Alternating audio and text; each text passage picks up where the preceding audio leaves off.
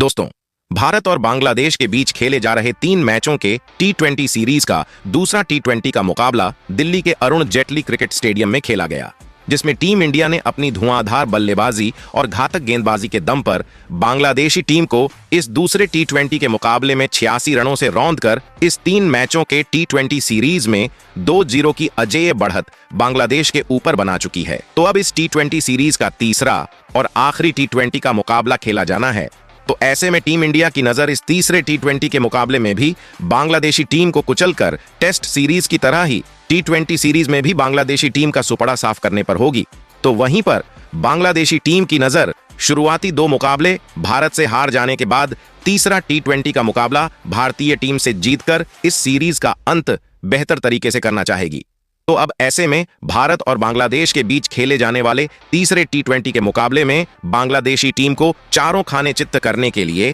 Team India के कप्तान सूर्य कुमार यादव ने तीसरे T20 मुकाबले के लिए अपनी सबसे घातक और खतरनाक प्लेइंग 11 को घोषित कर दिया है, जहां पर अपनी इस प्लेइंग 11 से पहले और दूसरे T20 के मुकाबले में बल्ले और गेंद से लचर प्रदर्शन करने वाले ओपनर बल्लेबाज अभिषेक शर्मा और विकेट कीपर बल्लेबाज संजू सैमसन समेत 4 खिलाड़ियों को बाहर का रास्ता दिखाकर अब उनकी जगह पर विकेट कीपर बल्लेबाज जितेश शर्मा और तिलक वर्मा समेत 4 नए खिलाड़ियों को प्लेइंग 11 में शामिल कर कप्तान सूर्य कुमार यादव ने पूरी बांग्लादेशी टीम को भौचक्का करके रख दिया है। तो वहीं पर शुरुआती 2 के मुकाबले चोट की वजह से न खेलने वाले 2 घातक खिलाड़ी अब पूरे तरीके से फिट होकर टीम इंडिया के इस स्क्वाड में शामिल होकर अब ये खिलाड़ी टीम इंडिया को पहले से बेहद मजबूत और खतरनाक बना रहे हैं। तो अब ऐसे में भारत और बांग्लादेश के बीच खेले जाने वाले इस तीसरे T20 मुकाबले के लिए भारतीय टीम की प्लेइंग 11 में भी होंगे कई भयंकर हैरान कर देने वाले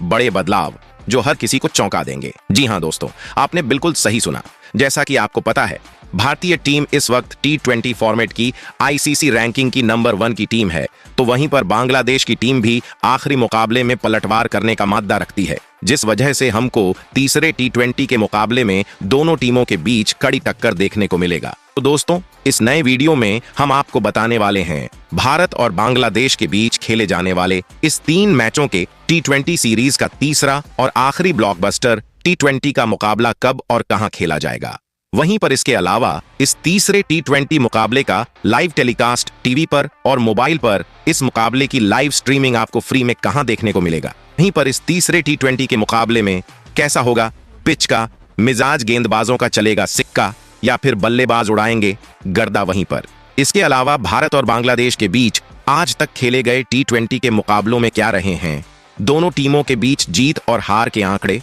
तो आंकड़ों के इस गणित से दोनों में से कौन सी टीम किस टीम पर नजर आती है ज्यादा भारी। पर इसके अलावा इस तीसरे T20 मुकाबले के लिए भारतीय टीम की कैसी दिखाई देगी सबसे घातक और खतरनाक प्लेइंग 11। वहीं पर इसके अलावा भारत और बांग्लादेश टीम के बीच खेले जाने वाले इस तीसरे T20 के मुकाबले से जुड़ी हुई कई बड़ी और जरूरी बातें जिसे जानना यह मुकाबला शुरू होने से पहले आपके लिए बन जाता है बेहद जरूरी। लेकिन उससे पहले दोस्तों, आप हमारे चैनल पर नए हो तो टीम इंडिया से जुड़ी हुई हर छोटी बड़ी जानकारी से जुड़े रहने के लिए अपने इस क्रिकेट चैनल क्रिकेट क्लासरूम को सब्सक्राइब दिल से इस वीडियो को एक लाइक और शेयर करना बिल्कुल ना भूले। तो दोस्तों, सबसे पहले बात करते हैं भारत और बांग्लादेश के बीच खेले जाने वाले इस 3 मैचों के T20 सीरीज के तीसरे और आखिरी T20 मुकाबले के पूरे शेड्यूल से। तो दोनों टीमों के बीच तीसरा T20 का सुपरहिट महामुकाबला 12 अक्टूबर दिन शनिवार को हैदराबाद के Rajiv Gandhi international cricket stadium में भारतीय समयानुसार शाम 7 बजे से खेला जाएगा।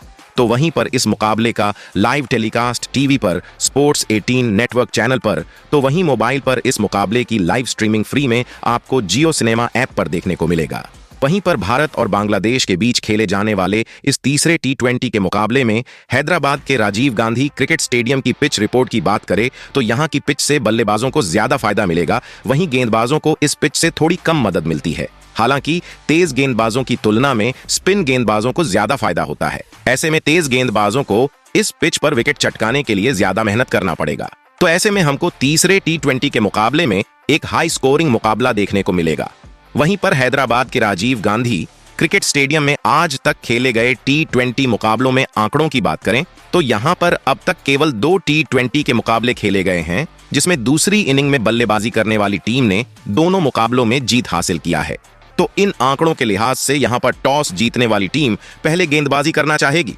वहीं पर दोस्तों, भारतीय कप्तान सूर्य कुमार यादव और टीम इंडिया के कोच गौतम गंभीर तीसरे टी20 के मुकाबले में भी बांग्लादेश की टीम को घुटनों पर लाने के लिए अपनी जिस ढांसू और खतरनाक प्लेइंग 11 के साथ यह मुकाबला खेलने उतरेंगे, उस दमदार प्लेइंग 11 की बात करने से पहले आपको बताते हैं क्या है। टीम इंडिया और बांग्लादेश के बीच आज तक खेले गए टी20 के मुकाबलों में जीत और हार के आंकड़े तो दोस्तों, आज तक यह दोनों ही टीमें टी20 के मुकाबलों में केवल 16 बार आमने सामने आ चुकी है, जिसमें भारतीय टीम ने बांग्लादेश को 15 मुकाबलों में हार का स्वाद चखाया है, तो वहीं पर बांग्लादेश की टीम ने केवल एक ही टी20 के मुकाबले में भारतीय टीम को आज तक हराने में कामयाब हुई है। तो इन आंकड़ों के लिहाज से टीम इंडिया बांग्लादेश के ऊपर भारी तो नजर आती है, लेकिन ऐसा नहीं है कि बांग्लादेश की टीम भारतीय टीम को आखिरी बचे हुए मुकाबले में हरा नहीं सकती है। तो ऐसे में इस तीसरे टी20 के मुकाबले में बांग्लादेश की टीम के परखच्चे उड़ाने के लिए टीम इंडिया के कप्तान सूर्य कुमार यादव तीसरे टी20 के मुकाबले में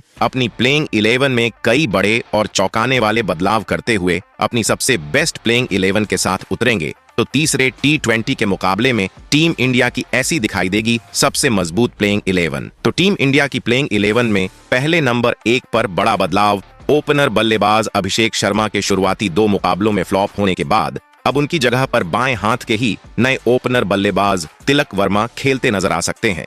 अभिषेक शर्मा ने अब तक इस सीरीज में केवल 31 रन ही बनाए हैं, तो ऐसे में तीसरे टी20 के मुकाबले में इनको बाहर बैठाकर तिलक वर्मा को पहली बार बतौर ओपनर बल्लेबाज खेलने का मौका मिल सकता है। वहीं नंबर 2 पर दूसरा बड़ा बदलाव, विकेटकीपर बल्लेबाज संजू सैमसन की जगह पर नए विकेटकीपर बल्लेबाज जितेश शर्मा खेलते नजर आ सकते हैं, क्योंकि संजू सैमसन ने भी इस सीरीज में बतौर ओपनर बल्लेबाज निराश ही किया है। वहीं जितेश शर्मा के अगर हम आंकड़ों की बात करें तो टीम इंडिया के लिए कुछ टी20 के मुकाबले खेलते हुए बेहतरीन प्रदर्शन किया है। वैसे दोस्तों, आप कमेंट कर बताओ, तीसरे और आखिरी टी20 के मुकाबले में बतौर विकेटकीपर बल्लेबाज जितेश शर्मा और संजू सैमसन में किसे प्लेइंग 11 में खेलने का मौका मिलना चाहिए। वहीं नंबर 3 पर मिडिल ऑर्डर के ढांसू बल्लेबाज और भारतीय टीम के कप्तान सूर्य कुमार यादव खेलते नजर आएंगे। पिछले 2 सालों से अपनी विस्फोटक और ताबड़तोड़ बल्लेबाजी से भारतीय टीम को अपने दम पर कई टी20 के मुकाबले जीतवाने वाले सूर्य कुमार यादव का बल्ला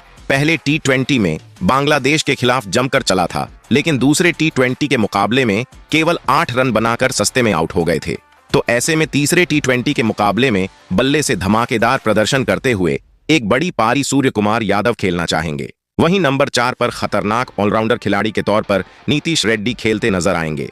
इस सीरीज में अपना डेब्यू करने वाले नीतीश रेड्डी ने बतौर ऑलराउंडर खिलाड़ी बल्ले और गेंद से धमाकेदार प्रदर्शन करते हुए अपनी बल्लेबाजी और गेंदबाजी की गहरी छाप अब तक छोड़ी है। वहीं पिछले मुकाबले में पहले तो अपने बल्ले से आग उगलते हुए 74 रनों की तूफानी पारी खेली, जिसमें 7 गगनचुंबी छक्के इनके बल्ले से निकले थे। तो वहीं उसके बाद अपनी घातक गेंदबाजी से 2 विकेट भी निकालकर दूसरे टी20 के मुकाबले के लिए प्लेयर ऑफ द मैच भी चुने गए थे। वहीं नंबर 5 पर एक और तगड़े ऑलराउंडर खिलाड़ी के तौर पर टीम इंडिया के उपकप्तान और मैच विनर ऑलराउंडर खिलाड़ी हार्दिक पांड्या खेलते नजर आएंगे, जिन्होंने पहले और दूसरे टी20 के मुकाबले में बल्ले और गेंद से धमाल मचाते हुए अब तक इस सीरीज में 71 रन बनाने के साथ गेंदबाजी में भी कुछ अहम विकेट छटकाए थे। वहीं पर अगर इनके टी20 मुकाबलों में आंकड़ों पर नजर डालें तो बल्ले से लगभग 1600 रन बनाते हुए अपनी गेंदबाजी से लगभग 90 विकेट भी निकाले हैं। वहीं नंबर 6 पर टीम इंडिया के नए उभरते हुए तगड़े ऑलराउंडर खिलाड़ी रियान पराग खेलते नजर आएंगे, जिन्होंने अभी हाल ही में खेले गए जिम्बाब्वे और श्रीलंका के खिलाफ टी20 सीरीज में बल्ले और गेंद से धमाकेदार ऑलराउंडर प्रदर्शन करते हुए लाजवाब प्रदर्शन किया था। वहीं पिछले टी20 के मुकाबले में बांग्लादेश के खिलाफ 15 रनों की पारी 6 गेंदों में खेली थी, तो अपनी फिरकी गेंदबाजी से 1 विकेट भी निकला था। वहीं नंबर 7 पर भारतीय टीम के खतरनाक फिनिशर बल्लेबाज बाएं हाथ रिंकू सिंह खेलते नजर आएंगे। रिंकू सिंह ने यह पिछले मुकाबले में साबित भी किया कि वो अंत के ओवरों में बल्लेबाजी करने के लिए वर्ल्ड क्रिकेट के सबसे घातक बल्लेबाजों में से एक क्यों है। दरअसल पिछले मुकाबले में बांग्लादेश के खिलाफ टीम इंडिया जब बैकफुट में थी, तब इन्होंने 53 रनों की कमाल की पारी खेल टीम इंडिया के स्कोर को 200 के पार पहुंचने का काम किया था। वहीं नंबर 8 पर एक बड़ा बदलाव, ऑलराउंडर खिलाड़ी वॉशिंगटन सुंदर की जगह पर लेग स्पिनर गेंदबाज रवि बिश्नोई को इस आखिरी टी20 के मुकाबले में खेलने का मौका मिल सकता है। वैसे वॉशिंगटन सुंदर ने अब तक इस सीरीज ने 2 विकेट निकाले हैं। तो वहीं पर रवि बिश्नोई ने पिछले कुछ टी20 के मुकाबलों में कमली की गेंदबाजी की है, जिन्होंने अब तक टी20 में 50 से ज्यादा विकेट चटकाया है। वहीं नंबर 9 पर दूसरे स्पिनर गेंदबाज के तौर पर टीम इंडिया के 20 स्क्वाड में 3 सालों के बाद वापसी करने वाले वरुण चक्रवर्ती खेलते नजर आएंगे। अब तक इस सीरीज में वरुण चक्रवर्ती ने कमाल का प्रदर्शन दिखाया है और बांग्लादेश के खिलाफ इस सीरीज में 5 विकेट निकालकर इस सीरीज में टीम इंडिया के लिए सबसे बड़े विकेट टेकर गेंदबाज रहे हैं। वहीं नंबर 10 पर पहले तेज गेंदबाज के तौर पर बाएं हाथ के टी20 मुकाबलों के स्पेशलिस्ट तेज गेंदबाज अर्शदीप सिंह खेलते नजर आएंगे।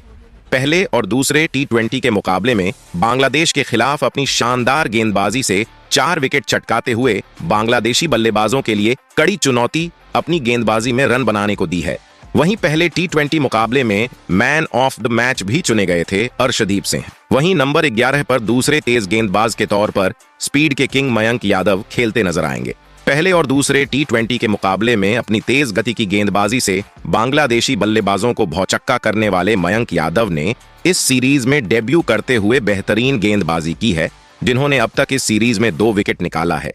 वैसे दोस्तों, आप कमेंट कर बताओ, भारतीय टीम अपने इस प्लेइंग 11 के साथ बांग्लादेश को तीसरे टी20 के मुकाबले में हराकर इस 3 मैचों की टी20 सीरीज में बांग्लादेशी टीम का सुपड़ा साफ कर सकती है या नहीं। वहीं पर इसके अलावा आपके लिहाज से बांग्लादेश के खिलाफ टीम इंडिया तीसरे टी20 में क्या होनी चाहिए सबसे बेस्ट प्लेइंग 11।